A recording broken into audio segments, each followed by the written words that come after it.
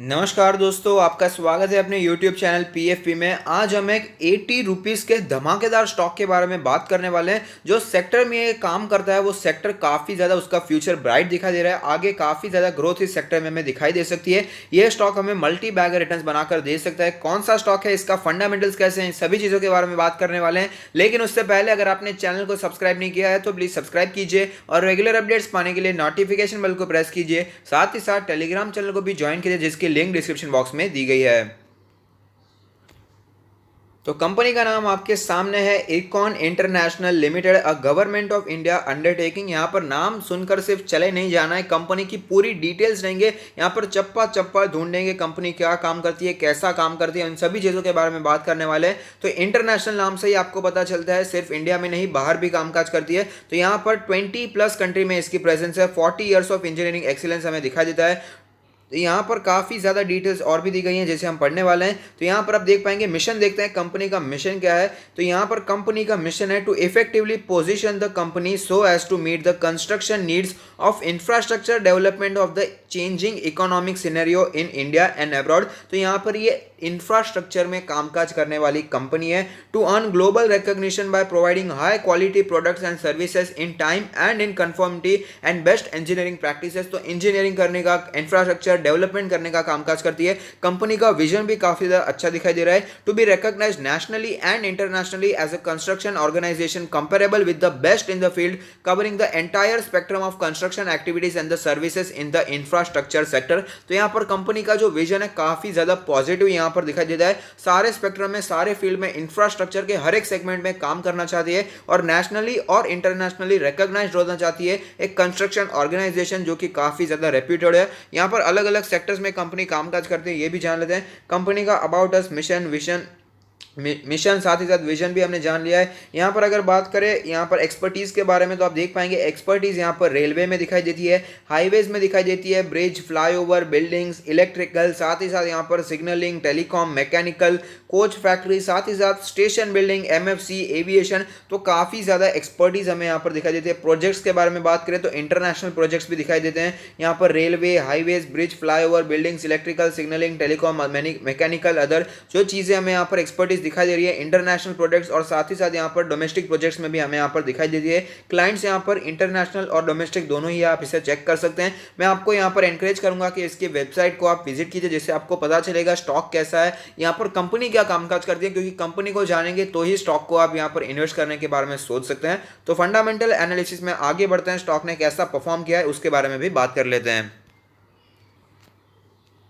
तो आप देख सकते हैं इरकॉन इंटरनेशनल एक स्मॉल कैप कंपनी है जिसका मार्केट कैप 3,900 करोड़ के आसपास का है। लास्ट ट्रेडेड प्राइस है 83.3 जो कि आज हमें 0.47% नीचे दिखाई दिया है। रिटर्न्स के प्रोफाइल के बारे में बात करें तो 1 वीक में स्टॉक ने 1% के पॉजिटिव रिटर्न्स दिए हैं। 1 मंथ के बारे में बात करें तो 12% के नेगेटिव रिटर्न्स हमें यहाँ पर दिखाई देते हैं। अगर बात करें यहाँ पर 1 ईयर के बारे में 22% के पॉजिटिव रिटर्न्स दिखाई दे रहे हैं। अगर बात करें यहाँ पर 5 इयर्स के बारे में तो फ्लैट रिटर्न्स दिखाई देते हैं। हालांकि इतनी ज़्यादा इसकी पुरानी लिस्टिंग भी नहीं है, 2018 में इसकी लिस्टिंग देखने को मिली थी, लेकिन इसमें भी एक कैच है, इसमें भी एक ट्विस्ट है, वो मैं आपको आगे बताऊंगा। यहाँ पर कंपनी की फंडामेंटल एनालिसिस में आगे बढ़ते हुए यहाँ पर की मेट्रिक्स की बात करें तो आप देख पाएंगे पी रेशियो मात्र 8.07 दिखाई देता है, जबकि सेक्टर का पी 27.75 है। तो यहाँ पर सेक्टर के मुकाबले काफ़ी सस्ता दिखाई देता है। यहाँ पर प्राइस टू बुक रेशियो 0.98 है, यानी कि जो प्राइस टू बुक रेशियो, जो बुक वैल्यू है उससे भी कम पर ये ट्रेड कर रहा है। यहां पर बुक वैल्यू क्या है, पीई क्या है, पीबी क्या है,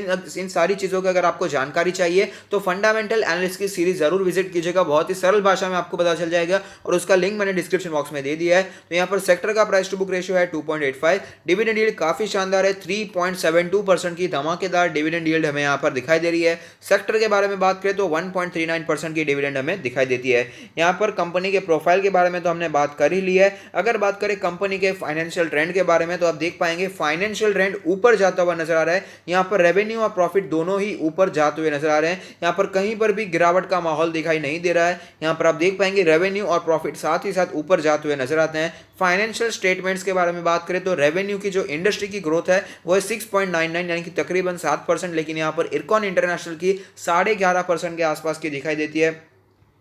मार्केट शेयर पिछले 5 सालों में 1.4% से बढ़कर यहाँ पर 1.83% हो चुका है। यहाँ पर अगर इंडस्ट्री नेट इनकम के बारे में बात करें तो 12.87% का इंडस्ट्री का नेट इनकम का एवरेज निकल कर आता है। हालांकि यहाँ पर इरकॉन इंटरनेशनल का -2.3% दिखाई दे रहा है। जो भी फैक्ट्स है आपके सामने, कुछ भी छुपाने की कोशिश मैं आपसे नहीं कर रहा हूँ। यहाँ पर ग्रोथ व्यू एक बार देख लेते हैं। यहाँ पर आप देख पाएंगे ग्रोथ व्यू की अगर बात करें तो ओवरऑल हमें यहाँ पर काफी ज्यादा उबड़ खाबड़ सिचुएशन देखने को मिल रही है। यहाँ पर एक साथ हमें ग्रोथ देखने को मिल रही है, ऐसी सिचुएशन नहीं है। इंफ्रास्ट्रक्चर वाला स्टॉक है तो थोड़ी सी यहाँ पर सिचुएशन खराब जरूर दिखाई देने ही वाली है। शेयर होल्डिंग पैटर्न के बारे में भी बात कर लेते हैं। तो यहाँ पर टोटल प्रमोटर की होल्डिंग है 89.18% के आसपास। यहाँ पर इसमें से कुछ भी प्लेज नहीं है तो टेंशन लेने की बिल्कुल भी ज़रूरत नहीं है। म्यूचुअल फंड के पास 0.23% की होल्डिंग है। डीआईआईस के पास है 2.89% की होल्डिंग। एफआईआईस के पास है 0.17% की होल्डिंग। और अगर बात करें अदर पार्टीज के बारे में तो 7.74% की होल्डिंग्स हमें यहाँ पर दिखाई देती है।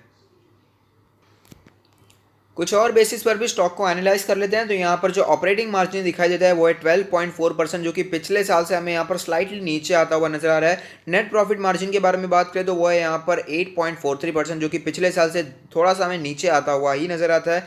रिटर्न ऑन इक्विटी के बारे में बात करें तो 11.63 का आरओई दिखाई देता है, जो कि पिछले साल से इंप्रूव हो चुका है। अगर बात करें आरओसीई के बारे में तो 9.84 है, जो कि यहाँ पर पिछले साल से इंप्रूव हुआ है। रिटर्न ऑन एसेट्स यहाँ पर पिछले साल से इंप्रूव होता हुआ नजर आता है। अच्छी बात है। यहाँ पर ये सारे फिगर्स क्या है आपको समझ में नहीं आ रहे हैं तो यहाँ पर आप फंडामेंटल एनालिसिस की सीरीज जरूर विजिट कीजिएगा। सरल भाषा में मैंने समझाने की पूरी कोशिश की है।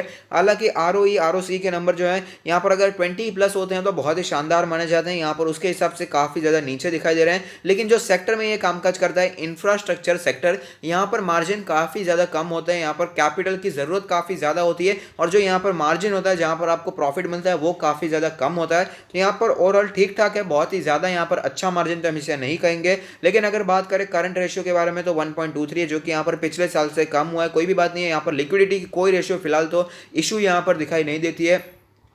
क्विक रेशियो के बारे में बात करें तो वो है 1.18, जो कि हमें पिछले साल से नीचे आता हुआ नजर आता है। लेकिन यहाँ पर लिक्विडिटी रेशियो में कोई भी प्रॉब्लम नहीं है। यहाँ पर कंपनी में लिक्विडिटी यहाँ पर एम्पल है। यहाँ पर लिक्विडिटी की कोई भी इशू नहीं है। डेट टू इक्विटी के बारे में बात करें तो पिछले साल से डेट कम किया है, जो कि बहुत ही अच्छी बात है। 0.65 से कम होकर यहाँ पर 0.44 हो चुका है। तो यहाँ पर मेरा मानना यही होता है कि 0.5 या 0.6 होता है तो ये एक खतरे की घंटी होती है, वहां पर थोड़ा सा अलर्ट हो जाना चाहिए। और यहाँ पर आप देख सकते हैं कंपनी ने डेट को रिड्यूस किया, जो कि एक अच्छी बात है। इंटरेस्ट कवरेज रेशियो है 24.002, जो कि यहाँ पर 42.48 था। यहाँ पर भी हमें गिरावट देखने को मिल रही है। अगर बात करें एसेट टर्नओवर रेशियो के बारे में तो वो बढ़ता हुआ नजर आ रहा है, जो कि एक अच्छी बात है। इन्वेंट्री टर्नओवर रेशियो के बारे में बात करें तो यहाँ पर भी हमें ग्रोथ देखने को मिल रही है, जो कि एक पॉजिटिव बात है। अगर बात करें ग्रोथ रेशियोज के बारे में तो आप देख पाएंगे यहाँ पर 3 ईयर CAGR सेल्स के बारे में बात करें तो साफ साफ यहाँ पर गिरावट दिखाई देती है। लेकिन अगर 3 ईयर CAGR नेट प्रॉफिट के बारे में बात करें तो यहाँ पर हमें बढ़ोतरी देखने को मिल रही है, जो कि एक अच्छी बात है। डिविडेंड के बारे में बात करें तो यहाँ पर आप देख पाएंगे 2002 से कंसिस्टेंटली कंपनी डिविडेंड देती आ रही है और यहाँ पर 2011 में डिविडेंड देना इसने बंद कर दिया था। यहाँ पर जो ट्विस्ट की मैं बात कर रहा था वो मैं आपको अभी बताता हूँ कि यहाँ पर कंपनी 2011 में डीलिस्ट हो चुकी थी और 2018 में वापस इसकी लिस्टिंग कराई गई थी। तो यहाँ पर इसीलिए हमें 2011 से करके 2018 तक का डेटा हमें यहाँ पर दिखाई नहीं दे रहा है, क्योंकि यहाँ पर डीलिस्ट हो चुकी था स्टॉक। तो यहाँ पर 2018 में फिर से इसे लिस्ट किया गया है और आप देख पाएंगे फिर से हमें यहाँ पर कंसिस्टेंटली डिविडेंड देता हुआ स्टॉक नजर भी आया है। अगर बात करें यहाँ पर बोनस के बारे में तो 1:1 का बोनस देखने को मिला था 2005 में। यहाँ पर जो हमें फ्रेश यहाँ पर लिस्टिंग देखने को मिल रही है, उसके पहले हमें यहाँ पर बोनस देखने को मिला है। लेकिन यहाँ पर स्प्लिट भी देखने को मिला है। आप देख पाएंगे ओल्ड फेस वैल्यू हमें यहाँ पर 10 की दिखाई देती है, न्यू फेस वैल्यू है यहाँ पर 2 की। तो अप्रैल 03 2020 यानी कि अभी अभी हमें यहाँ पर स्प्लिट देखने को मिला है। यहाँ पर एक शेयर का 5 शेयर हो चुका है। तो यहाँ पर आप समझ सकते हैं ग्रोथ वाला स्टॉक दिखाई दिया है। स्प्लिट या बोनस तभी दिखाई देता है जब हमें स्टॉक में ग्रोथ देखने को मिले। तो यहाँ पर भी अच्छी खासी ग्रोथ हमें स्टॉक में दिखाई दी थी। तो आप देख सकते हैं कि हम इरकॉन इंटरनेशनल के चार्ट्स पर आ चुके हैं, जहां पर हमें पता चलता है कि यहाँ पर काफ़ी ज़्यादा तेज़ी हमें देखने को मिल रही थी। 2020 के शुरुआत में काफ़ी ज़्यादा तेज़ी यहाँ पर बनी हुई थी। यहाँ पर स्टॉक 80 रुपीज़ के लेवल से यहाँ पर 120 के आसपास जाता हुआ नजर आया था और यहाँ पर कंपनी में तेज़ी देखने को मिली। तो कंपनी ने यहाँ पर स्प्लिट भी डिक्लेयर किया था, लेकिन उसके बाद जैसे कि आपको पता है हमें यहाँ पर गिरावट देखने को मिली। यहाँ पर स्टॉक मार्केट एक क्रैश होता हुआ नजर आया था। तो यहाँ पर भी काफ़ी ज़्यादा स्टॉक में गिरावट देखने को मिली थी। 60 के आसपास स्टॉक ने सपोर्ट लिया और उसके बाद यहाँ यहाँ पर स्टॉक कंसोलिडेशन हमें करता हुआ नजर आ रहा था। एक ही रेंज में स्टॉक बार बार ट्रेड करता हुआ नजर आता, जो कि था यहाँ पर 80 से करके यहाँ पर 80-90 से करके 100 रुपीज़ की रेंज, लेकिन वो रेंज यहाँ पर टूटती हुई नजर आ रही है। और एक देख पाएंगे कि यहाँ पर फिलहाल जो स्टॉक मार्केट का प्राइस चल रहा है वो 83 के आसपास ट्रेड करता हुआ नजर आता है।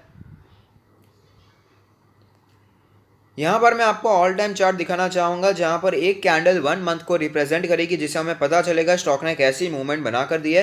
तो आप देख पाएंगे 2018 में इसकी लिस्टिंग हुई, उसके बाद कुछ ज़्यादा मूवमेंट देखने को नहीं मिली थी। 2019 में भी ये फ्लैट ट्रेड करता हुआ नजर आया था, लेकिन 2020 के स्टार्टिंग में भारी तेजी देखने को मिली, 120 तक जाता हुआ नजर भी आया था, लेकिन उसके बाद स्टॉक मार्केट में ही क्रैश देखने को मिल गया। तो यहाँ पर स्टॉक में भी हमें गिरावट देखने को मिली थी, 58-60 के आसपास स्टॉक ने सपोर्ट लिया, फिर से हमें तेजी देखने को मिली, लेकिन ये तेजी भी सस्टेनेबल नहीं हो पाई और वापस स्टॉक नीचे आता हुआ नजर आ रहा है। तो यहां पर क्या इन्वेस्टमेंट करना चाहिए या नहीं करना चाहिए, उसके बारे में भी बात कर लेते हैं। तो जैसे कि आपको पता है कि इंडिया में इंफ्रास्ट्रक्चर का ग्रोथ होना काफ़ी ज़्यादा बाकी है। तो यहाँ पर इंफ्रास्ट्रक्चर में ग्रोथ होना बाकी है। रेलवेज यहाँ पर बहुत ही बड़ा यहाँ पर आपको पता है नेटवर्क यहाँ पर इंडिया में है, और उसमें यहाँ पर मेंटेनेंस भी लगता ही रहता है, और यहाँ पर इंफ्रास्ट्रक्चर और भी ज़्यादा डेवलप होने ही वाला है। और साथ ही साथ यहाँ पर अगर वर्ल्ड वाइड भी बात करें तो इंफ्रास्ट्रक्चर अगर नहीं होता है तो यहाँ पर उसे डेवलप्ड कंट्री भी नहीं माना जाता है। तो अगर आपको डेवलपमेंट चाहिए तो यहाँ पर इंफ्रास्ट्रक्चर जरूर आगे जाता ही जाता है। तो यहाँ पर इसे आप कंसिडर कर सकते हैं। जो इंफ्रास्ट्रक्चर में ये कामकाज करती है, डिविडेंड यील्ड काफ़ी अच्छा है। यहाँ पर कोई मेजर इशू हमें स्टॉक में दिखाई नहीं दे रहा है, जैसे कि कोई यहाँ पर हमें डेट का कोई ज़्यादा यहाँ पर इशू दिखाई नहीं देता है, ज़्यादा कोई मैनेजेबल डेट हमें यहाँ पर कंपनी पर दिखाई देता है। साथ ही साथ लिक्विडिटी का भी कोई यहाँ पर इशू नहीं दिखाई दे रहा है, और यहाँ पर इंप्रूवमेंट देखने को मिला है रिटर्न रेशियोज में। ROE, ROC और ROA ये दोनों ही यहाँ पर तीनों ही हमें पिछले साल के मुकाबले इंप्रूव होते हुए नजर आ रहे हैं, जो कि एक अच्छी बात है। तो ये एक अच्छी चॉइस हो सकती है जहाँ पर आप इन्वेस्ट करने के बारे में सोच सकते हैं, और ये स्पेशली यहाँ पर रेलवेज में ज़्यादा कामकाज करने वाला स्टॉक है। रेलवे इंफ्रास्ट्रक्चर को बढ़ाने वाला स्टॉक है। तो यहाँ पर ओवरऑल इंफ्रास्ट्रक्चर, इंजीनियरिंग, कंस्ट्रक्शन से जुड़ा हुआ स्टॉक है। तो यहाँ पर मैं ये स्टॉक उन्हीं लोगों को रेकमेंड करूँगा जिनका पोर्टफोलियो काफ़ी ज़्यादा बड़ा है, जिनका कैपिटल यहाँ पर काफ़ी ज़्यादा बड़ा है। यहाँ पर जिनके पास कैपिटल लिमिटेड है, जिनका पोर्टफोलियो छोटा है, उन्हें मैं रेकमेंड करूँगा कि अगर आपको इंफ्रास्ट्रक्चर में जाना है तो यहाँ पर L&T के अलावा कहीं पर भी जाने की ज़रूरत ही नहीं है। L&T is the best choice. यहाँ पर इंफ्रास्ट्रक्चर में अगर आपका कैपिटल छोटा है तो L&T के अलावा कहीं पर भी जाने की ज़रूरत नहीं है। लेकिन अगर आपका कैपिटल बड़ा है, आप थोड़ा सा और भी रिस्क ले सकते हैं, तो इरकॉन इंटरनेशनल भी बुरा स्टॉक नहीं है। यहाँ पर आपको लॉन्ग टर्म में अच्छा मुनाफा देखने को मिल सकता है, यहाँ पर मल्टी बैगर रिटर्न्स भी देखने को मिल सकते हैं। जैसे कि हमने देखा 2020 में 80 से करके 120 तक चला गया था, लेकिन उसके बाद स्टॉक मार्केट में ही क्रैश देखने को मिला। तो यहाँ पर हर एक अच्छे से अच्छा स्टॉक भी हमें गिरता हुआ नजर आया था। तो इसमें भी गिरावट तो आनी ही थी, यहाँ पर रिकवरी भी देखने को मिली, लेकिन यहाँ पर फिलहाल यहाँ पर स्टॉक हमें वीक होता हुआ नजर आ रहा है। उसके भी अलग अलग रीजंस है, जैसे कि यहाँ पर इंफ्रास्ट्रक्चर में कामकाज कर रहा है तो लेबर की काफ़ी ज़्यादा ज़रूरत होती है, और यहाँ पर लेबर प्रॉब्लम्स हमें फिलहाल दिखाई देती हैं। तो ये काफ़ी ज़्यादा रीजंस है यहाँ पर हमें, जिसकी वजह से इसमें गिरावट भी देखने को मिल रही है। लेकिन मेरे हिसाब से अच्छा स्टॉक है, यहाँ पर आप लॉन्ग टर्म के लिए भी इन्वेस्टमेंट कर सकते हैं। और साथ ही साथ यहाँ पर अगर शॉर्ट टर्म, मिड टर्म के बारे में बात करें